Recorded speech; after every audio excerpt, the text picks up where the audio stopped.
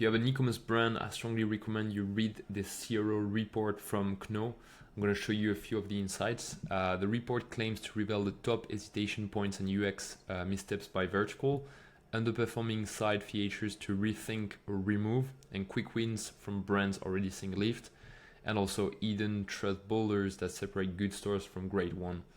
The first insight I found interesting is on page 7. They're showing by industries. So this is a report by KNO. They're doing post-purchase surveys, and they're seeing very different friction points by industry. So the insight is that not all industries have the same problem when it comes to why people are not buying. And so you must run a post-purchase survey to understand what are the concerns that people have in your specific niche. Collect qualitative data so you get a clear understanding of what matters to your customers. Do not copy generic advice. Focus on the issues that matters to your industry. And there are a few examples here. If you're selling fashion, invest in sizing guide, virtual try-ons. If you're selling furnitures, offer flexible payment options like buy now, pay later. You really want to dig into what are the reasons why people are almost not buying from you. So this was the first insight I think is quite important. The next page is page 8, and they're showing a map of the US showing that price sensitivity is very different depending on the regions of shoppers. So the insight here is that not all shoppers across the US or the world think the same way about prices. In some regions, people are more sensitive to price. They're more likely to say that's too expensive. This is what we're seeing here, like in places like California or Texas or Florida, there is very low price sensitivity, whereas in the Midwest states, there is strong price sensitivity. And so what you can do here is, instead of treating all customers the same, first look at where people are buying from, spot which states or countries care most about pricing, like we can see here with this this map. I don't know exactly how they call it, and then run A/B tests in those specific regions. You can use IntelliGems or other A/B testing softwares, and you can do A/B testing on offers, on shipping or pricing. For example, people now they look at the big pictures, not the price tag of your product. They look at the price tag plus the shipping plus taxes plus tariffs and all of this. And so if, for example, in those Midwest states, price sensitivity is higher, maybe you can do some testing on shipping, reduce a little bit your fees, or maybe you want to do price testing and see if lower prices do convert better. But anyway, those are very important tests you should do when you see such discrepancies in price sensitivities. And here I put examples: offer special discounts in certain states or countries, lower or adjust shipping costs in regions where it seems too high, or reduce product prices in regions that are more price sensitive. Is basically just what I said. On page 10, we have what they call the $1 million question: which customers spend the most? And by that they mean, what is the core motivation of the customers who are spending the most? And the insight is that the customers who spend the most are not the ones chasing discounts. They are the ones who believe in your brand, want to feel something, or need your product to solve a serious problem. So if we zoom in, I don't know if you can see it well.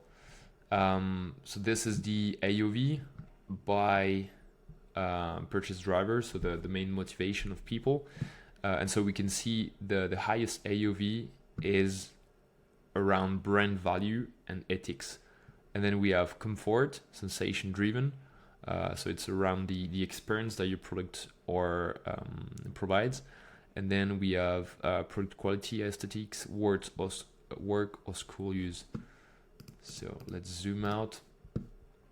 So what you can do here is build a brand people believe in and connect with.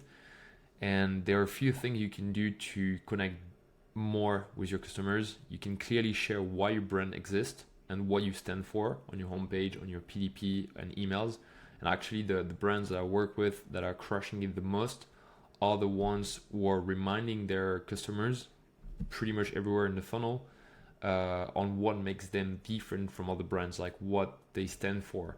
They do it on the ads, they do it on the homepage, on the collection page, on the product page, on the post-purchase emails, and on social media. So it's like they're constantly reminding their customers on those things. You can use phrases like bold for group of people, by group of people, or we believe in X should be different. Use copy and visuals that evoke feeling, comfort, confidence, freedom, joy. Again, I strongly recommend you check this report and check the main purchase driver. You can look at the top 4 or 5 and try to use copywriting and visuals that will tap into those purchase drivers. Use testimonials, case studies, or before and after to reflect how your product helps with real life problems. So it's leveraging that social proof to express those different motivations. Offer value-based incentive instead of just price cuts. Support costs with every order. Limited edition for our community. We donate 1% to X. This needs to be done well because now more and more brands are doing it. So you need to have actual proof that what you're stating is actually true. And then use post-purchase flows to explain your missions. Just like I said, you can use your email campaign to reinforce what you're saying on the website and in the ads. Then on page 11, so all of those are insights pulled from KNO, which is a software doing post-purchase surveys. And then you can see in the report that they have their partners, and they are, I can show you here, all of the partners included in this report. We've got Replo, Enavi, which is a CRO expert agency, Stamped, then we've got Heatmap, like all of those. I'm going to show you a few insights of those. So let's get back to page 11. Here, the insight is that most brands are still guessing and rely on assumptions instead of real feedback. This is in case you're not doing any qualitative feedback, like not using post-purchase surveys, not actually mining your customer reviews, not communicating with your customer service agents and trying to learn from what they're getting as a feedback from your customers. And so what you can do, add simple post-purchase surveys to your checkout flow using KNO or any other software, and ask simple questions like, how did you hear about us? What almost stopped you from buying? What made you complete your order today? Key questions where you understand what's not working on your website, what are the friction points that made them almost buy. Then you want to ask exactly why did they buy from you and not from someone else. So this is telling you exactly what your main unique selling point is that triggers people compared to other brands. Then use insights to improve conversion. So once you have data from this, if most people say shipping was too low, fix that. If many say they weren't sure what size to pick, add a size guide. If people buy because of your story, make your mission more visible. The thing is, the insights you're going to get from the post-purchase survey, you can then reuse it everywhere on your website. Identify what your best customers care about. Learn what drives your highest AOV buyers. So once you pull the data, you can then dig into it and check what the highest AOV buyers are caring about, and you can do this in an automated way with KNO. Strongly recommend you use their software, and I am not affiliated with them, and I'm not even partner with them. Maybe in the future. Next, page 14. This one is from Stamped. They're showing the impact on customer loyalty when people are actually leaving you reviews, whether it's positive, negative, or if they're not leaving reviews. And the insight is that customers who give feedback, even just a quick comment or even a negative comment, are more likely to come back and buy again. That's what the data is saying from Stamped. And the reason being, they are already showing interest and involvement, and that's a sign they care about your brand. So what you can do is ask every customer for feedback again with post-purchase survey, or you can use email or pop-up on the website. Reward those who speak up, create a VIP segment of customers who leave positive feedback, send them early access, loyalty points, or surprise gifts. This turns feedback into a relationship, not just a form. Follow up with unhappy customers. Don't ignore neutral or negative feedback. It's a chance to fix the relationship. Send a personalized email, offer a discount, or just say, we hear you and we're on it. This is how you can turn those negative reviewer into true and loyal fan. Don't give up on the silent customers, the segment. They're not lost, they're just not engaged. Send a friendly nudge a few weeks after the order. We'd love to hear how things went. Can you share a quick thought? There are many ways to do this, but the key insight here is to not ignore those. Next one is page 15. There we go.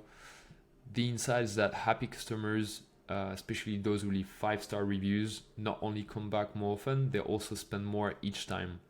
So what you can do is make your happy customers visible, highlight your 5-star reviews everywhere, on product page, collection page, on your homepage even, and then in your emails and your ads. Showing your buyers that real people love your brand, and then obviously double down on what works.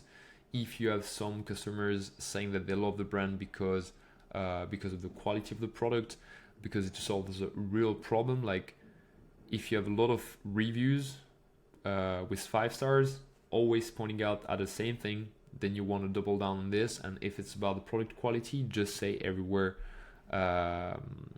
things about the quality of your product.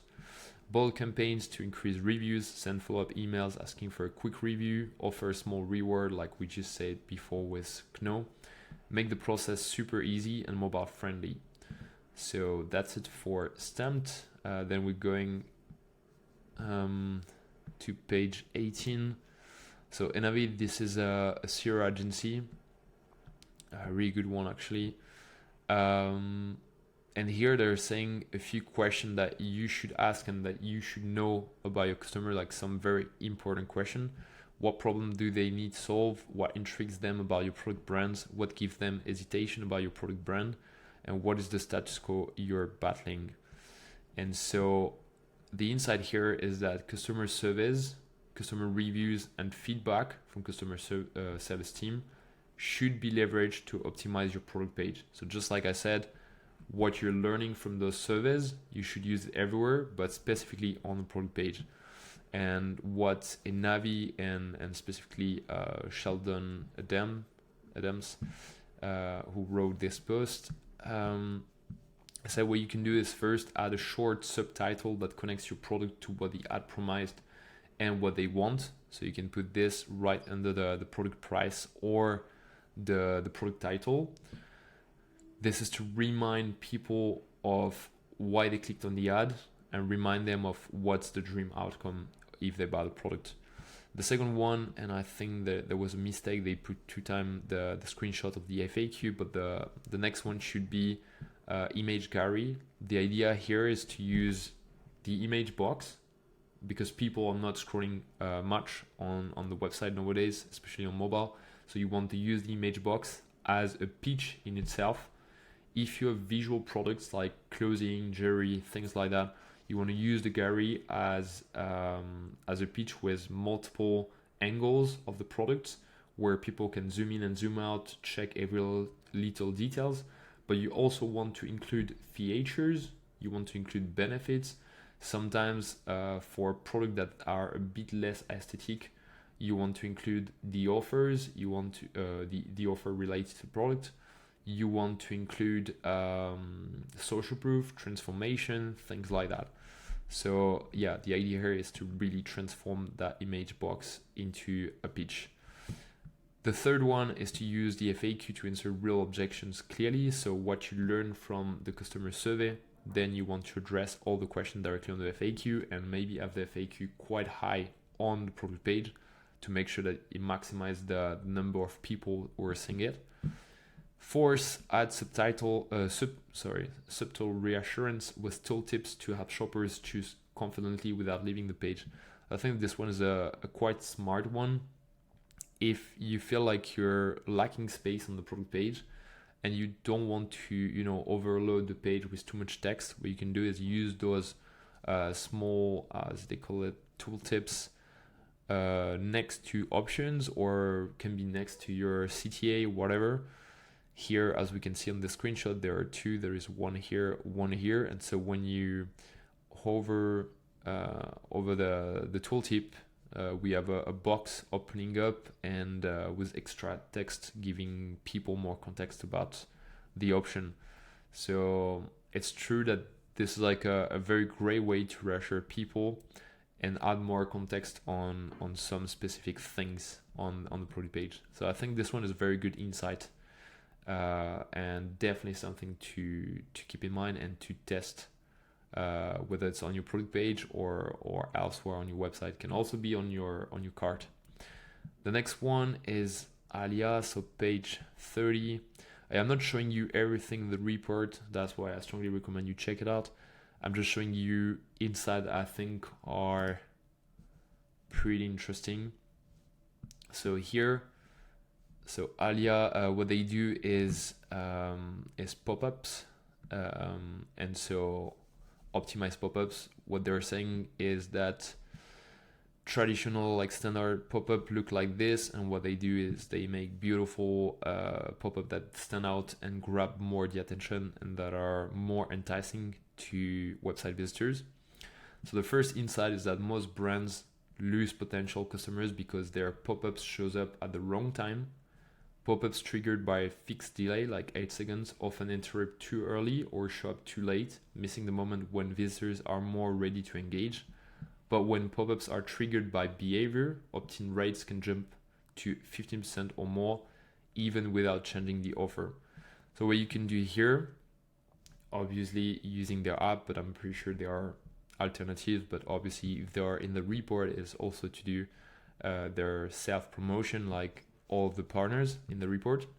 But what you can do is switch from time-based to behavior-based pop-ups. Instead of just saying like after 3 seconds when people land on the website, there's the pop-up. What you can do is if they scroll a certain amount, let's say 40% on the homepage, or if they're about to exit the page, the website, or let's say if they have seen the homepage, collection page, and product page, then boom, you can show the pop-up. There are many different things you can test, and that's the next thing. Test your pop-up timing. Use A/B testing tools like Alia Smart Testing to find your ideal trigger timing.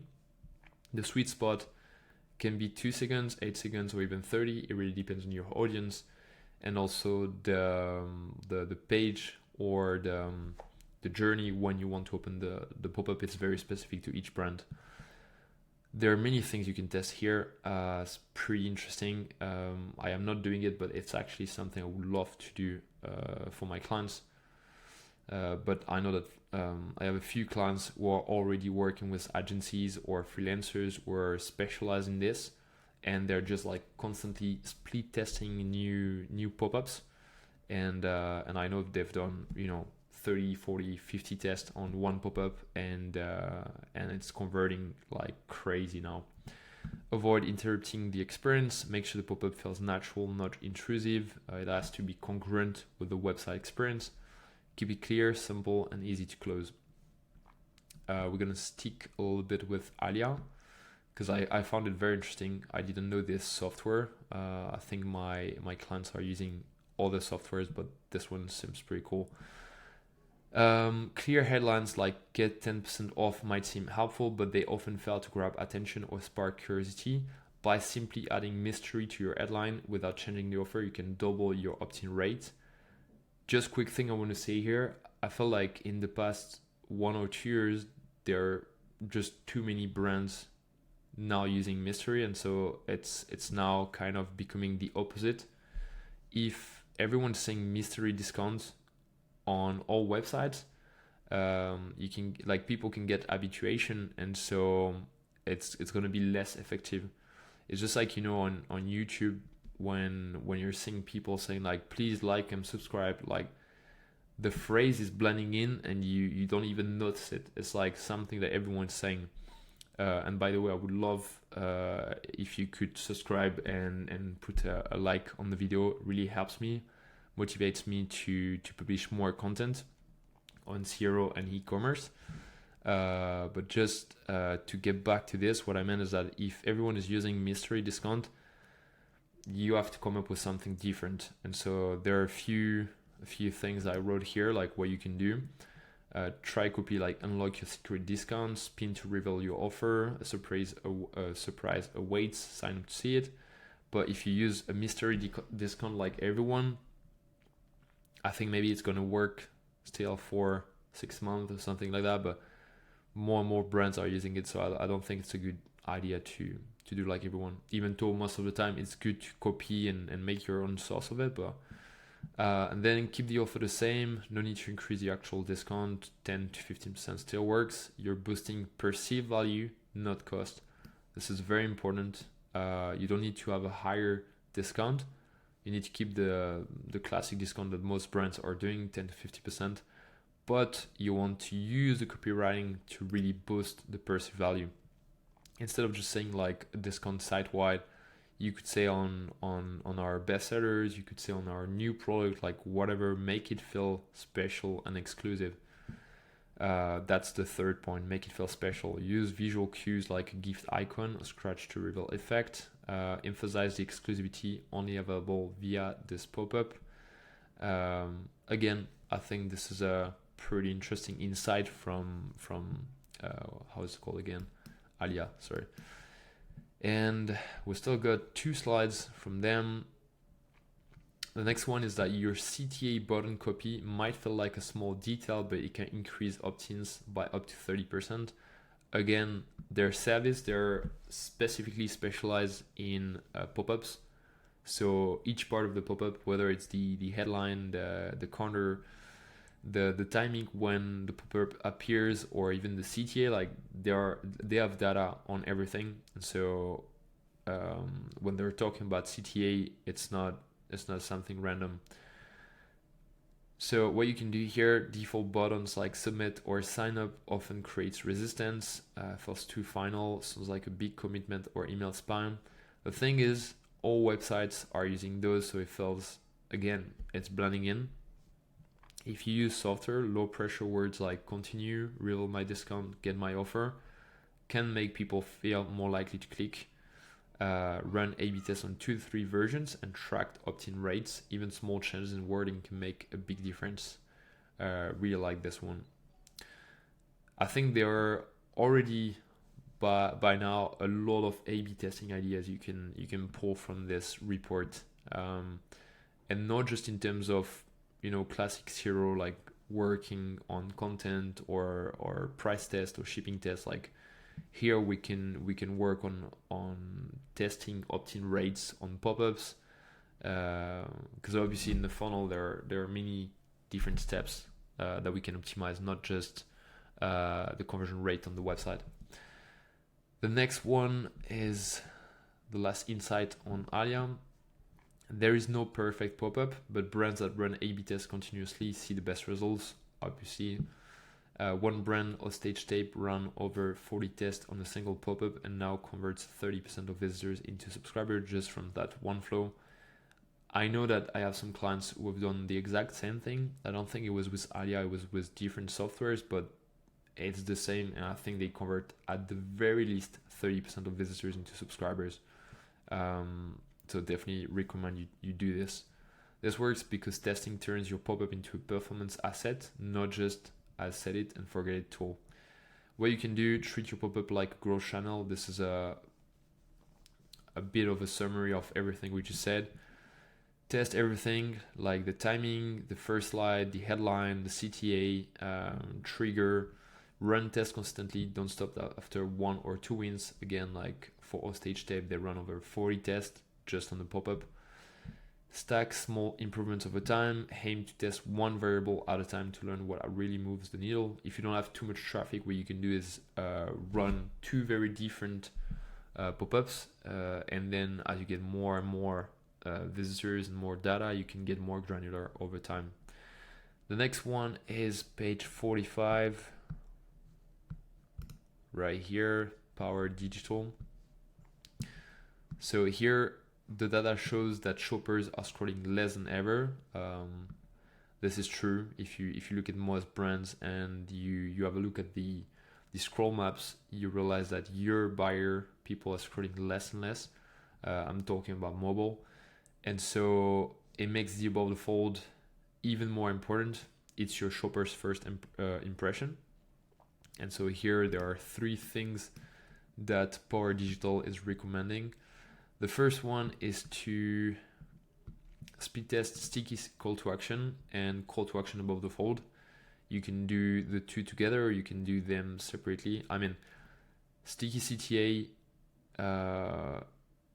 is obviously above the fold, but what you can do is have a sticky CTA, and then if it's not working, you can just have the call to action above the fold and see if this alone is increasing increasing conversions.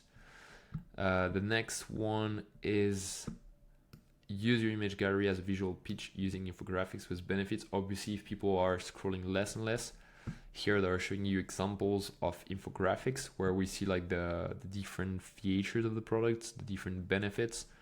I actually have a video where I explain how big brands are using infographics to transition their customers from an awareness stage to another, and how to properly make the image gallery a pitch.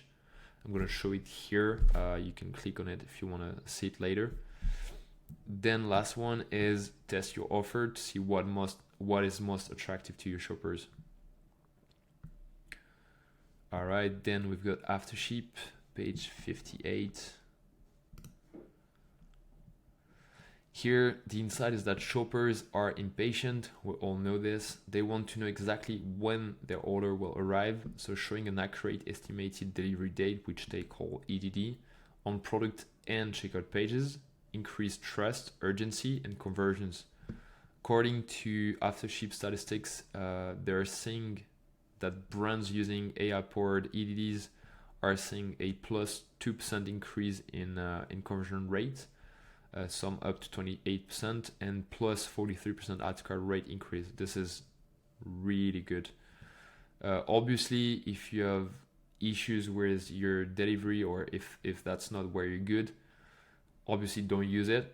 But if it's something you're strong with shipping, and you have like very fast shipping rates, shipping delays because you use very good 3PL, then definitely use such softwares, where you can do show delivery dates on product and checkout page, just like we said here. Display a clear EDD early and repeat it at checkout to boost confidence.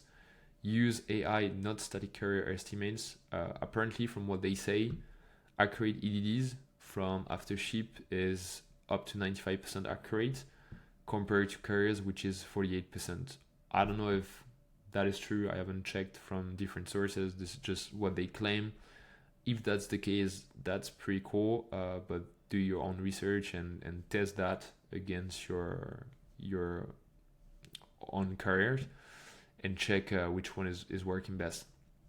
And lastly, we have Chemonix. Again, I didn't know about them, but it's pretty interesting too. Most stores list their products with the best sellers at the top, and shoppers decide what to engage with based on what they see first. But those products are not always the most profitable. I think this is interesting because I'm always recommending my clients to showcase the best sellers at the top, because for most new visitors, they will want to go for those best sellers because other people have vetted those products for them. But what they say is that you should have a mix of best sellers product, new product, and other products that have higher margins, or you have a better profitability, to actually not just try to increase conversions, but to increase profitability. And I think they're using AI to basically test different combinations. So what you can do with them is test reordering your products by including new products you have a lot in stock and the most profitable items, and use tools like their Chemonix to balance what sells best and what is best for you to sell. This is also something you can do manually. For example, if you use IntelliGems, you can have a duplicate version of your team where you have one of your collection, let's say for example, your bestsellers that is reorganized.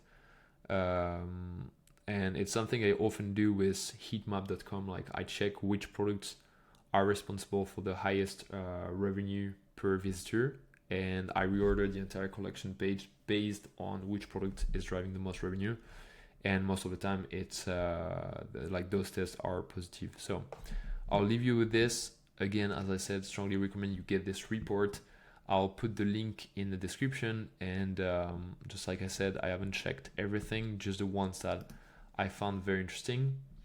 And again, like I said earlier, if you like the video, please like and subscribe, even if this is blending in. I appreciate if you do it. Thanks a lot for watching, and see you in the next one. Cheers.